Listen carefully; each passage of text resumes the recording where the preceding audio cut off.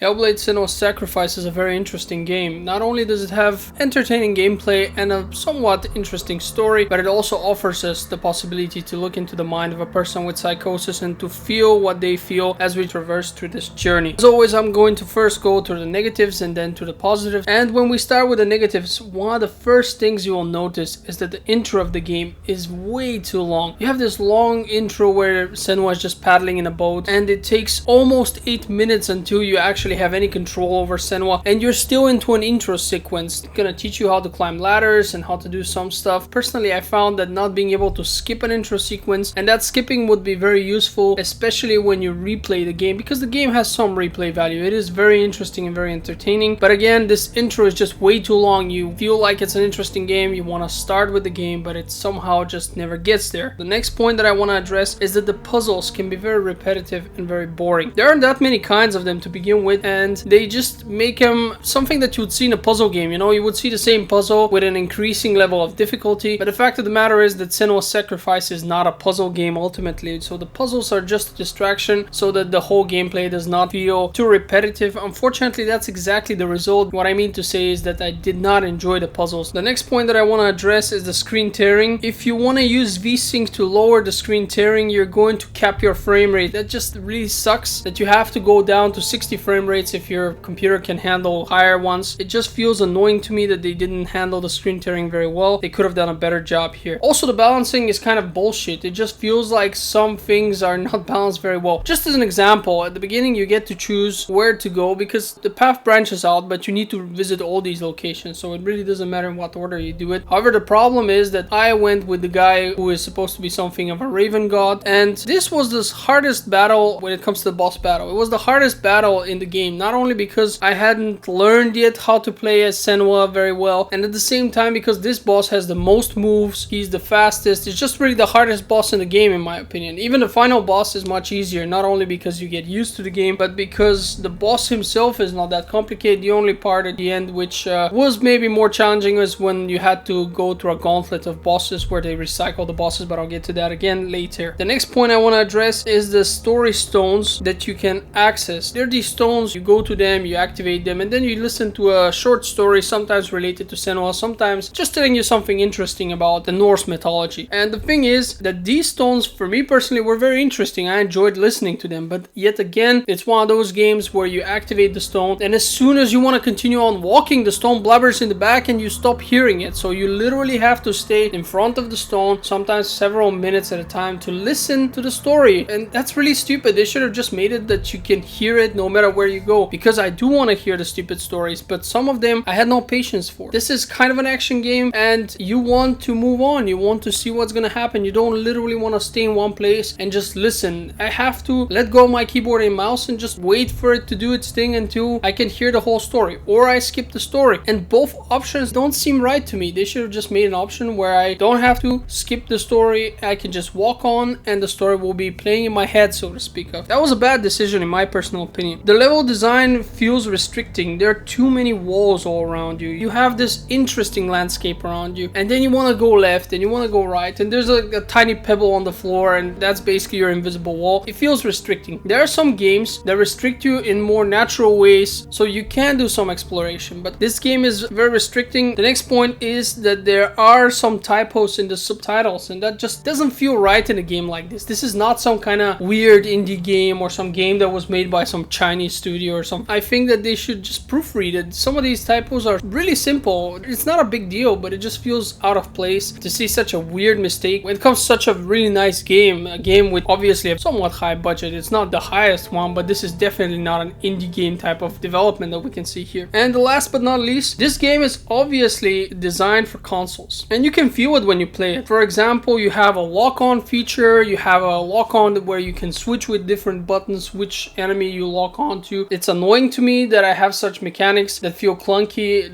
This lock-on feels like it's designed for a gamepad. The switching between lock-on enemies feels like it's a restriction and a help that was not necessary here. It's not even a difficult game, so I don't really see the need for that. Moving on to the positives, this game has a lot of them, and I generally really enjoyed playing it. First of all, the game costs only $30 or €30 depending on where you're buying it, so it is not even a title that would charge you a lot of money, although it offers gameplay that will stretch probably between 6 to 8 hours depending on how you play it. So that's something you have to consider. It's a very cheap game and it's definitely well worth its money. Something that I really enjoyed in the game were the boss battles. The bosses are diverse, they're different, they're not too hard, at least not the difficulty as I was playing. Another thing that I really loved about the game is that it really tries to give you the maximum amount of immersion. You will have no HUD, so no head-up display, no markers, no tutorials in the classical sense. So the game is really throwing you in there, letting you hear what Senua can hear and see what Senua is seeing most of the time. So it's very interesting. I enjoyed that a lot. Another thing that I did like is the rot mechanic. When you die, the more you die, you end up rotting more and more. There's this thing that starts on your arm and it's supposed to climb up, and at some point when it climbs and reaches your head, the game basically threatens you that it's gonna be permadeath, it's gonna make your save unusable. And that's something that's very interesting because it's a lie. This never happens. The game threatens you. The rot actually starts growing as you die further in the game, and that's how I noticed it, because at first I was extremely careful and I didn't die for the longest time, and then I died later on in the game and suddenly the rot had grown up almost to the shoulder from pretty much having almost none of it. And then I died and died and died and it didn't seem to move because I was dying in the same spot. So that was weird already. I was feeling that I've been deceived. It's a good idea. I'm actually glad that they didn't pull this one through and just decide to really go the hardline approach and really do delete your save. This should be something that people get to choose, and especially for the guys like me who play on lower difficulty settings, this feels harsh and I'm glad that it's not actually happening. The next thing that I've noticed is that the game offers very original concepts. First of all, the level design looks cool. It's diverse. Some of the levels are just really original ideas. For example, you have one level where you're essentially blind and the game gives you these visual auditory cues where to go, but they're so minimal and it's so interesting. Some people hated it from what I read. I actually found it awesome. That's just different, original, and I absolutely support this kind of gameplay. It changes up, it makes it more interesting. The game never really gets scary, but it does make you feel like you're under pressure because you can't really see what's happening. It's difficult to explain. You're gonna have to play it and see whether it works for you or not, but for me it worked very well. The next point is that the combat is actually fun. Senua fights in a very interesting way. She's really good at fighting. Her moves are interesting and entertaining to perform, and all in all it just feels fluid and pretty effective. The enemies do tend to kind of circle around you and more or less wait their turn, similar to how Assassin's Creed enemies would behave, but ultimately I found the combat to be very entertaining and very interesting. Another thing that I've seen is the use of full motion video, and that's so unusual in games these days. It was implemented very well, and since the graphics here are really good, it actually feels like it's part of the game. And at first when I saw it, I was actually not 100% sure if it is full motion video, because it just struck me as something that I haven't seen in so long that it seems out of place, but it is, and it's done very well. I approve of that. Senua likes to break the fourth wall from time to time, and I actually like that. She would turn towards the camera and say something to the player. It sounds, of course, like she's trying to talk to the voices she hears in her head, because she does have some kind of psychosis. She hears lots of voices and you as the player hear them as well. And sometimes if it seems like she behaves as if you are the source of her madness, you are the voices, but she straight out turns towards the camera, looks you straight into the eye and asks you for help. And it's just so super interesting for me. This was done really well. The psychosis aspect of the game is easily the best part of the game. It is so interesting because as a person who does not have psychosis, I actually have a hard time imagining what it would be like. I'm certain that it's gonna be terrible and distracting and just awful in every way. It's just so interesting and so different. I would love this used more often. Obviously these kind of topics can be a bit difficult to touch upon, but I feel like here it's done right. The character is very interesting. She's a multifaceted character, so the story is a bit convoluted, but once you start to get it, and it's a bit hard to get it because you're trying to understand the motivation of a person who is suffering a mental illness and is only going through all of this in her head. The voice acting, of course, was excellent. The game just impressed me when it comes to voice acting and graphics, motion capture. The visuals, the levels are beautiful. That's something that I mentioned earlier, that I felt like I wanted to explore more. I wanted to go around, see what this game has to offer, and I felt like there should be more. And at the end of the day, after I finished the game, my overall feeling is very positive. The game is different, the game is original, and it's something that I think everyone should play. There's no risk here. You're not gonna regret having bought this game, and I think we should support the studio so that we can see more brave developers who tackle interesting issues and at the same time present them in an entertaining way for us as gamers to experience. I'd like to thank you for watching my video, and I hope I'll see you on the next one. Have a great day.